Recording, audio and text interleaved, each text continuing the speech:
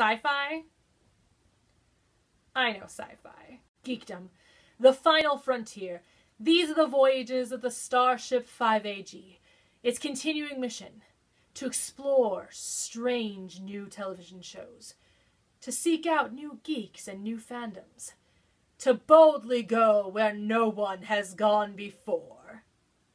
Do, do, do, do, do, do, do, do, do, do. Whoops, wrong theme.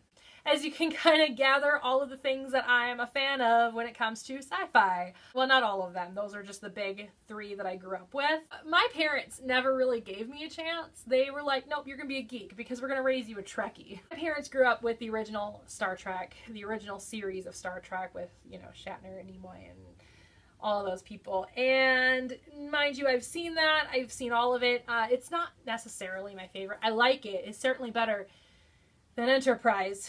Enterprise. My personal favorite out of all of the different Star Treks is actually The Next Generation.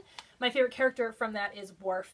I kind of go between Worf, Picard, and Riker, but for the most part it is definitely Worf throughout the majority of the series because I just really like Worf. Deep Space Nine is actually my second favorite.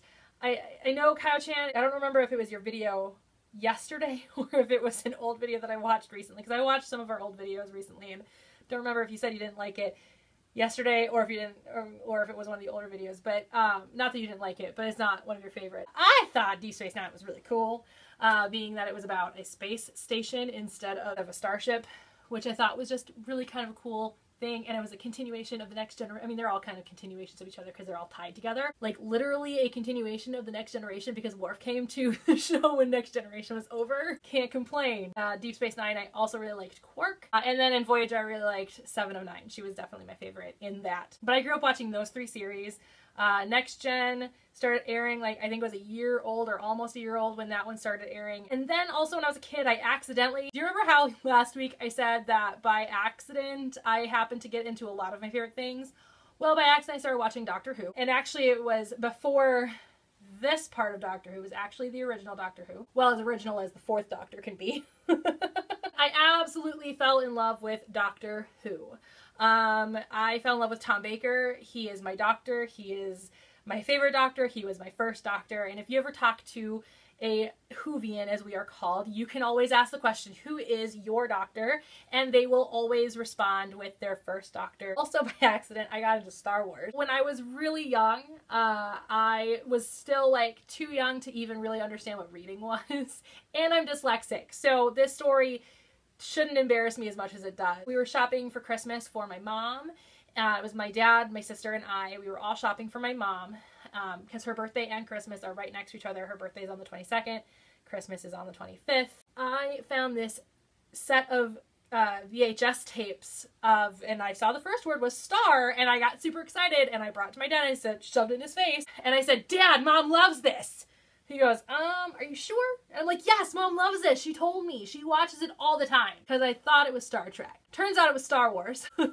And I got into Star Wars. Because then I got bored one day and just decided to watch it. And I'd already seen Battle for Endor, which is kind of this sequel, prequel, weird in-between-quel movie that was about Endor, the forest moved to Endor, and had Ewoks in it. And it was actually called the Ewok movies. And there were two of them. I didn't like the first one so much, but Battle of Endor actually terrified me when I was a kid. But I really, really enjoyed it. I haven't seen it in a million years now, but so I then got to Return of the Jedi, and I was like, oh, that's wicked! And I got super excited about it, and I loved it, and I was very, very happy. For a very long time, Return of the Jedi was actually my favorite Star Wars movie because of the Ewoks. But as I've gotten older, I've kind of realized that Empire Strikes Back is actually my favorite. And I know I'm strange, but I actually like all of the movies so far. There isn't a single movie that I don't like, that I'm like, ew, that's a terrible movie, I'm never gonna watch it again. I actually really like all of them. Phantom Menace is definitely my least favorite out of all of them. Attack of the Clones is my second least favorite out of all of them. I actually really like Revenge of the Sith. It's not anywhere near my favorite, but it's definitely not my least favorite.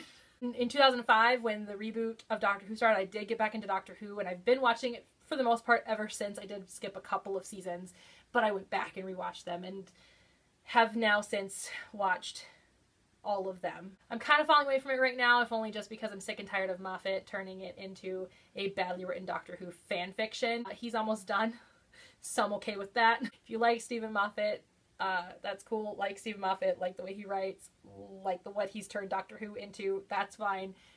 If you ask most people who were into the original classic Doctor Who, they're mostly gonna all tell you the same thing. It's terrible. Some of the things I'm into that are sci-fi related, anime-wise, it's actually a good majority of what I like in anime. Cowboy Bebop, Fafner, which even though Fafner only ever takes place on Earth, they're still fighting aliens, so I still count it as a sci-fi, which is weird because I don't count Power Rangers necessarily as sci-fi except for In Space and Lost Galaxy, which both take place in space. And actually, they're both really great seasons of Power Rangers. Let me just say that right now. I'll just put that out there. Fafner, I'm looking at my anime collection right now. So as I go through my anime collection, Infinite Revius, and then a little really unknown franchise called Gundam. Yeah, Kay, you're right. I'm going to sit here. I'm going to talk about Gundam. So when I was 16, my best friend from high school forced me to watch Gundam Wing Endless Waltz. She wanted to get me into anime, and I was not gonna do it. I liked some animes at that point in time. I mean, we kind of went through that a little bit, but I didn't like anime as a medium, as a storytelling format. I just liked certain animes, but I didn't like anime. So she wanted to get me into anime, and so she introduced me to Gundam Wing. I liked Gundam Wing a lot. Watched the whole series, loved Endless Waltz, still one of my favorite things in the entire world. I actually really like Endless Waltz. It's one of my favorite Christmas movies. I didn't watch it this Christmas though, because the next time I watch Endless Waltz, I want it to be after I rewatch the entirety of Gundam Wing again. And then I watched G Gundam, and I wasn't a big fan. And then I watched Gundam Seed, and I was kind of a fan, but then they canceled it because they couldn't edit it anymore on Toonami. So I just kind of gave up on Gundam for a very, very long time until Gundam 00 happened in my life. Gundam 00 is still to this day my absolute favorite anime series, and I absolutely adore it. I think it's the longest lasting favorite anime series of all time. Granted, I've kind of had a little love-hate relationship recently with anime, so I'm trying to get back into it right now. I'm trying, guys. I'm in a anime slump at the moment. So if you know of any good sci-fi anime, post in the comments below and try to get me back into anime. They have to be available legally somewhere. I've actually watched every single Gundam series that's available in the United States up until Turn A Gundam. So I haven't seen Turn A. I own Turn A. I haven't seen it yet. I own Turn A. I haven't seen the new one that was dubbed. I haven't seen Victory. What was the other one that was released? I don't remember. But I haven't seen those. So I know I said that in my introduction video. Dylan corrected me. I haven't actually seen some of the other ones either. So I need to get caught up again because now they're legally available here and I need to watch them and I need to love them and stuff like that. So I need to do that. Some other things I really like that are sci-fi related. You know, Kio-chan mentioned yesterday Spaceballs and Galaxy Quest, both amazing spoofs of amazing franchises. Spaceballs, of course, being about Star Wars, and then Galaxy Quest being a spoof on Star Trek and the concept of what would happen if you just picked up the cast of Star Trek and put them on an actual spaceship and told them, now you have to fight an alien. It's so great. It's just so great. It is, just like Kio-chan says, like one of her favorites. It is one of my favorite movies of all time as well, and I absolutely adore it. It's so fantastic. If you haven't seen Galaxy Quest, you need to. It's so funny. So great. And if you've been to conventions, you will really appreciate the opening sequence of the show because it's about them going to a Galaxy Quest convention and it's fantastic. Let's see, what else? Well, we can talk about the two seasons I love of Power Rangers. I have not seen the Super Sentai versions of them. I really, really want to see those, but I haven't. So In Space is my second favorite Power Ranger season of all time. My favorite is Zeo, and that's a whole different story. My actual favorite as far as storyline is concerned is In Space. Absolutely In Space. Love it. It's so fantastic about the Power Rangers going into space and finding a new villain there and still trying to save Earth while still trying to find Zordon. And it's so great.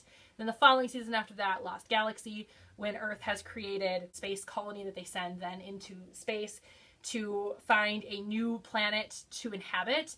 and they end up in the Lost Galaxy, and these new set of Power Rangers have to help save Terra Venture, and it's just so good. It was really dark, so I didn't really like it when I was a kid, but rewatching it as an adult, and I absolutely adored it. I'm trying to think of anything else sci-fi related that I'm really, really into. Ooh, yeah, right there, Red Dwarf. So Red Dwarf is a British sitcom, and I absolutely adore it. It's one of my favorite television shows of all time.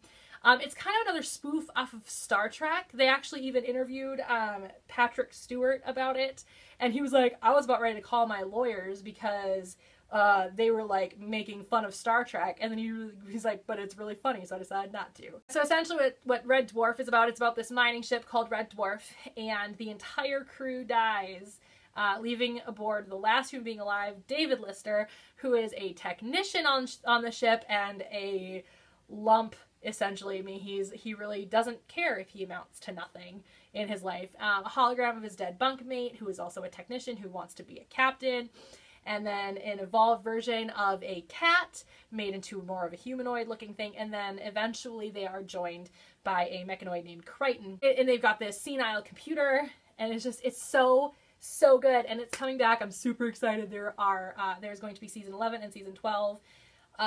It's so much fun. To know that there's still more Red Dwarf coming. I'm so excited about it. And it's really, the only season I really didn't like was 7. It was the only season I really didn't like. I still watch it, but whenever I watch through, I still watch it, but I'm not a big fan. Like I said, I'm a big sci-fi geek. I really didn't get much of a choice when it came to sci-fi. I absolutely adore it. My parents made me, and I thank them every day for it. I mean, as a family unit, we are, the three of us, my mom, my dad, and I, are currently rewatching Voyager together, and I'm sort of off and on rewatching Next Generation, but I'm kind of having trouble watching both at the same time, so I think I'm going to wait till we're done with Voyager, and then I'll rewatch Next Generation a little bit more thoroughly. And my mother and I are actually rewatching Gundam 00 right now as an attempt to get me back into anime, so there's that. I'm trying to think, is there anything else? I mean, can we count Animorphs? Because that's something I forgot to talk about last week, was Animorphs. Animorphs was a really big part of my life in the 90s, which is why the majority of the book series is sitting right there on my shelf, and for some oddball reason, I forgot to mention it.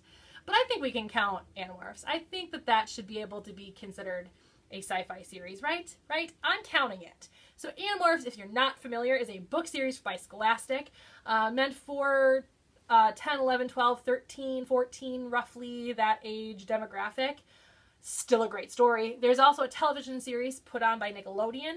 I know at one point it was available on Netflix. I don't know if it still is. I hope it still is because I would love to rewatch it again. Essentially, it's about these aliens who come to Earth, and it's basically like Invasion of the Body Snatchers. These little slugs that go into people's ears. They latch onto the brain, and they then can control the body. And they are called human controllers. This alien called the Andalite, which is like half deer, half alien, half person thing. That's weird. They're weird. That is an Andalite. And then he has 4 legs. And he has arms and stuff. This one Andalite comes to Earth and gives 5 kids the power to change into animals, which ever since then has been my dream superpower. And they are told that they need to stop the Yeerks. And it's such a great story. The characters really grew up with you as you kind of went through the 50 some odd books, plus the side stories, the chronicles, like the Hork-Bajir Chronicles that I just showed you. There's the Andalite Chronicles. There is the Megamorphs, which is choose your own story. It's just so good. It's just so good. Anyway, I count that because there's aliens. Again, I don't know why I don't count Power Rangers as a whole.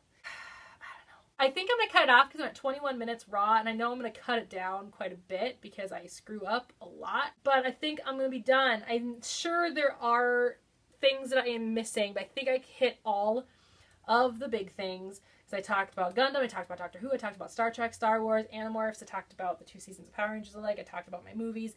I think there's probably some things that I'm missing, and I'm sure one of my friends will post in the comments below which one I'm missing.